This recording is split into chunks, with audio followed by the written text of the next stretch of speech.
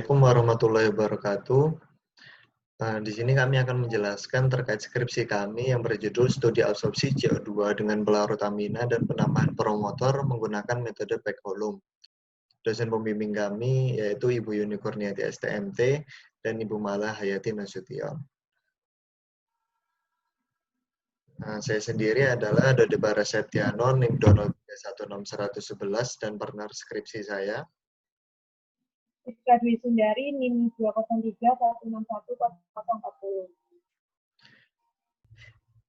Latar belakang kami yaitu semakin meningkatnya emisi gas CO2 yang telah terbuang ke atmosfer hingga pada tahun 2017 sebesar 26.000 juta ton per tahun telah mengudara di bumi kita. Nah, diprediksi konsentrasi gas CO2 akan terus meningkat hingga 750 ppmv sampai tahun 2100. Akibat yang terlihat secara langsung yaitu suhu udara yang meningkat akibat efek rumah kaca dan polusi yang berbahaya bagi kesehatan kita. Dan dampaknya secara tidak langsung yang jarang kita ketahui yaitu terjadinya pemanasan global yang mengakibatkan gunung es mencair dan semakin cepatnya perubahan pola iklim yang terjadi di bumi.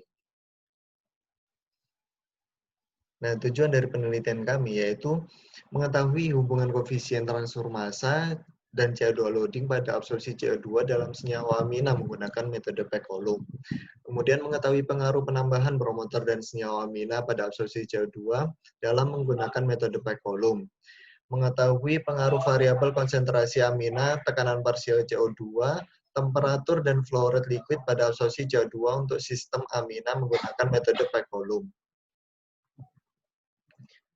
Nah, untuk kajian pustaka yang kami angkat di sini yaitu bahwa absorpsi CO2 yang telah kami lakukan itu merupakan jenis absorpsi secara kimia menggunakan larutan kimia berupa larutan amina DEA atau dietil etanol amin. Dan kami tambahkan dengan promotor PZ yang berfungsi sebagai aktivator untuk mempercepat laju absorpsi CO2. Kemudian metode yang kami angkat di sini menggunakan metode Pekolum yang berupa tabung silinder tegak yang berisi packing untuk memperluas perpindahan massa, dan nantinya kami akan menghitung mengenai KGAV atau koefisien transfer massa yang kami bandingkan dengan parameter yang telah kami angkat tadi. Di sini terdapat perbandingan pelarut alkanol amina, ada juga MDEA, GEA, dan juga MEA, dan yang kami gunakan di sini yaitu GEA karena mempunyai beberapa keunggulan. Salah satunya memiliki reaktivitas yang tinggi terhadap CO2, kemudian kapasitas siklus regenerasi yang baik, dan juga harganya yang cukup terjangkau untuk digunakan sebagai pelarut pada absorpsi CO2. Nah, berikut metode penelitian kami. Nah, metode penelitian kami ada yang memakai HYSIS dan ada memakai review jurnal. Dan dalam HYSIS ini, kami mendalami dalam aspek perpindahan massa yang terjadi dalam Pekolum dengan bantuan aplikasi HYSIS yang datanya itu terdapat pada jurnal yang kami pilih. Kemudian review jurnal itu mencari dan membandingkan data yang didapat pada jurnal internasional mengenai Pekolum yang menggunakan larutan amina dan katalis dalam absorpsi CO2. Nah, di sini merupakan langkah pengerjaan dari review jurnal sendiri. Kami menganalisa jurnal terkait. Kami mendapatkan 17 dari 52 jurnal yang sesuai dengan kriteria tema penelitian absorpsi CO2 dengan Pekolum. Kemudian mengambil data yang diperlukan dari setiap jurnal. Kemudian kami bandingkan data dari tiap jurnal tersebut dan membuat kesimpulan akhir dari gabungan-gabungan kesimpulan yang telah kami simpulkan pada tiap jurnalnya. Dan selanjutnya yaitu proses pengerjaan simulasi HYSIS. Kami mengambil salah satu jurnal terkait Pekolum dan kami mengambil data pada salah satu jurnal tersebut. Dan kemudian kami inputkan data-data yang terdapat pada jurnal. Kemudian kami memilih basis atau fluid package-nya yaitu berupa acid gas dan mengubah spesifikasi kolom menjadi Pekolum dan memasukkan dimensi alatnya yang sesuai pada jurnal. Kemudian kami analisa data tersebut dan didapatkan hasil perbandingan dari jurnal dan simulasi. Untuk selanjutnya yaitu hasil dan pembahasan dari penelitian kami. Fokusan kami di sini yaitu pada CO2 loading, koefisien transfer massa, dan juga CO2 removal. Nah, yang pertama yaitu ada CO2 loading, di mana pada ketiga grafik ini tuh ada hubungan dari CO2 loading dengan beberapa parameter yang telah kami angkat pada skripsi kami. Yang pertama ada konsentrasi, di mana semakin meningkatnya konsentrasi amina, maka nilai CO2 loadingnya itu akan semakin turun. Karena jika konsentrasi semakin naik, maka viskositas dari aminanya tersebut juga ikut semakin tinggi, sehingga pemuatan CO2 dalam amina itu akan semakin rendah. Sehingga terjadi difusi gas CO2 ke fase liquid yang mengakibatkan CO2 loadingnya itu akan semakin rendah. Nah, untuk yang kedua ada variabel tekanan parsial CO2, bahwa semakin tingginya tekanan parsial CO2, maka nilai CO2 loadingnya akan semakin tinggi juga. Karena peningkatan tekanan parsial CO2 itu akan mempertahankan aliran udara, sehingga meningkatkan turbulensi aliran gas. Oleh karenanya itu, resistensi perpindahan massa fase gas akan berkurang, dan CO2 loadingnya akan semakin naik. Nah, untuk korelasi antara CO2 loading dan juga KGAP, yaitu bahwa semakin tingginya nilai CO2 loading, maka nilai KGAP-nya itu akan semakin tinggi. Karena di sini tuh CO2 loading akan mengurangi tenaga penggerak antar muka gas liquid, sehingga menurunkan nilai KGAP-nya. Nah, untuk hasil dan pembahasan kami ini, fokusan kami ada 3, yaitu CO2 loading, koefisien transfer massa, dan juga CO2 removal. Nah, untuk yang pertama yaitu ada CO2 loading, di mana CO2 loading itu merupakan rasio mol antara CO2 yang terabsorb dengan mol larutan amina yang digunakan. Untuk grafik pertama yaitu parameter konsentrasi, di mana semakin naiknya konsentrasi amina yang digunakan, maka nilai CO2 loadingnya itu akan semakin turun. Hal ini disebabkan bahwa semakin naiknya konsentrasi amina, maka nilai viskositasnya akan semakin tinggi juga, sehingga pemuatan CO2 dalam amina itu akan semakin rendah, karena adanya difusi gas CO2 ke fase liquid, yang mengakibatkan CO2 loading akan semakin turun. Yang kedua yaitu ada parameter tekanan parsial CO2, di mana semakin naiknya tekanan parsial CO2, maka nilai CO2 loading itu akan semakin naik. Hal ini dikarenakan bahwa semakin naiknya tekanan parsial CO2, maka terjadi turbulensi aliran gas, sehingga resistensi perpindahan massa fase gas akan berkurang. Oleh karena itu, CO2 loadingnya akan semakin naik. Yang ketiga yaitu korelasi antara CO2 loading dengan KGAP. Bahwa semakin tingginya nilai CO2 loading, maka nilai KGAP-nya akan semakin turun. Hal ini tuh dikarenakan karena jumlah molekul amina yang aktif itu akan semakin berkurang, sehingga CO2 yang terabsorb itu akan semakin sedikit, maka nilai KGAP-nya itu akan semakin turun juga.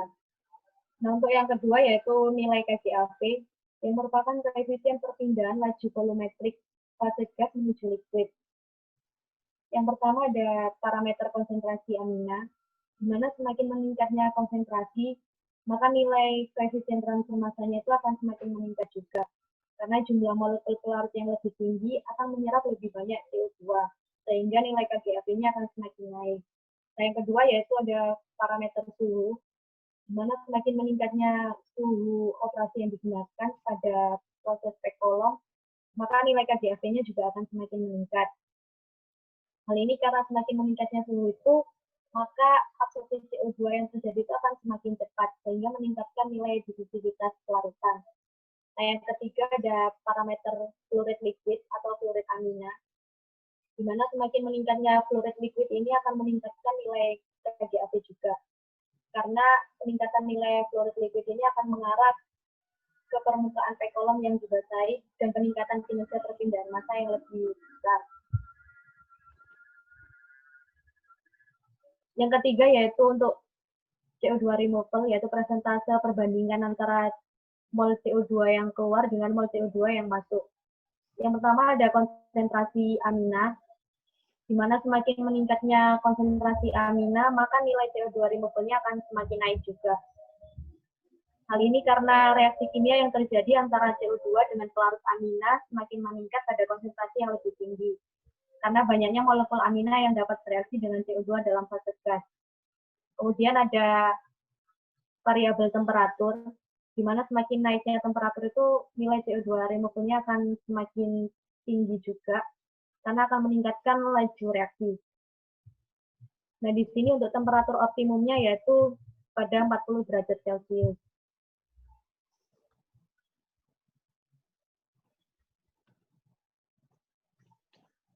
Nah, di sini merupakan efisiensi larutan terbaik pada pelarut pekolum. Nah, yang pertama yaitu pelarut amina. Di sini mendapatkan larutan amina yang memiliki efisiensi terbaik terdapat pada larutan dietanol amin atau DEA, dan DEA sendiri memiliki grafik hubungan dengan nilai KGAV yang cukup tinggi. Dan di sini memiliki temperatur optimum 40 derajat Celcius. Jika lebih dari suhu tersebut akan mengalami penurunan yang cukup signifikan dan memiliki nilai KGAV berkisar dari 1,2 sampai 1,4 kilomol per meter kubik kali jam dan tekanan. Dan selanjutnya itu adalah larutan promotor. Nah, larutan piperizin atau PZ ini menjadi promotor atau katalis yang memiliki efisiensi terbaik dibandingkan 4 promotor lainnya yang telah kami bandingkan. Kemudian mampu mempercepat reaksi yang terjadi antara CO2 dan pelarut amina sehingga akan meningkatkan nilai dari KGAV. Hal ini disebabkan oleh konsentrasi PZ yang tinggi akan semakin meningkat laju absorpsi CO2 secara struktural karena dua atom nitrogen dalam molekul PZ dan laju reaksi yang lebih tinggi dengan gas CO2 serta pembentukan dikarbonat PZ yang stabil jika dibandingkan dengan amina yang lainnya. Kemudian raca massa hasil simulasi HISIS. Nah, di sini terdapat beberapa komposisi yang diinputkan pada simulasi HISIS, dan dari tabel hasil simulasi HISIS didapatkan data perpindahan massa input hingga output yang menunjukkan bahwa absorpsi CO2 telah berpindah sebesar 635,3 kg pada pelarut amina. Dan hal ini dinilai cukup akurat dalam perhitungan raca massa, sehingga dapat dikatakan bahwa perpindahan massa yang terjadi pada pekolum tersebut telah sesuai dengan perhitungan. Nah, selanjutnya adalah perbandingan hasil simulasi HISIS dengan jurnal yang kami ambil, yaitu KUFU pada tahun 2012. Nah, di sini didapatkan dari perbandingan simulasi HISIS dengan hasil eksperimen, yaitu CO2 loading, didapatkan 0,012 hingga 0,39 pada simulasi HISIS. Sedangkan hasil eksperimen jurnal itu sebesar 0,008 hingga 0,23 mol CO2 per mol amina. Nah, didapatkan pula nilai KGAV yaitu dari rentang 0,502 hingga 0,814 pada simulasi HISIS dan 0,58 hingga 0,71 sesuai hasil eksperimen jurnal. Nah, di sini disesuaikan dengan variabel pada jurnal tersebut dengan satuan kilomol per meter kubik per hour per kPa. Nah, dari hasil perbandingan hasil simulasi HISIS dengan hasil eksperimen dari jurnal diketahui bahwa terdapat perbedaan selisih yang cukup banyak karena disebabkan oleh beberapa kendala data dari jurnal tersebut yang dapat mempengaruhi hasil simulasi sehingga memiliki nilai yang berbeda.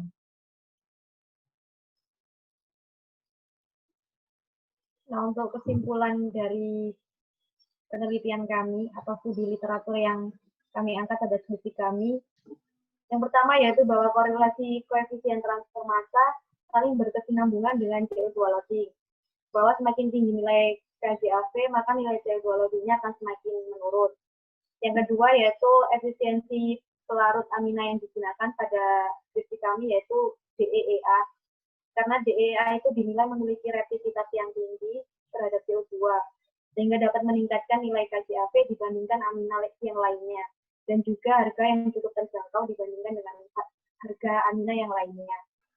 Nah, yang ketiga yaitu untuk promotor atau aktivator yang efisien, yaitu berupa PZ, karena nilai CO2 yang terlarut dalam larutan amina itu sangat tinggi, sehingga dapat meningkatkan nilai KGAV dan juga CO2. Yang keempat, bahwa semakin tingginya parameter berupa konsentrasi amina, temperatur, dan juga fluid liquid akan menaikkan nilai KGAV dan menurunkan nilai CO2 loading. Sedangkan tekanan parsial CO2 mampu menurunkan nilai KGAV dan meningkatkan nilai CO2 loading. Kemudian syarat dari penelitian kami Yaitu pada penelitian ini belum diteliti lebih lanjut mengenai perbandingan parameter dan hasil pada perbandingan CO2 removal, laju absorpsi, parameter ketinggian kolom, pengaruh pada variasi PEC, dan parameter pengaruh ketinggian kolom. Hingga pada penelitian selanjutnya dapat berfokus pada perbandingan hasil dari berbagai jurnal yang dapat divalidasi secara keseluruhan oleh HESIS, sehingga hal tersebut dapat menjadi salah satu faktor pendukung kuantitatif dengan basis simulasi praktek. Dan cukup sekian dari kami. Mohon maaf jika ada beberapa kata kami yang salah. Terima kasih. Wassalamualaikum warahmatullahi wabarakatuh.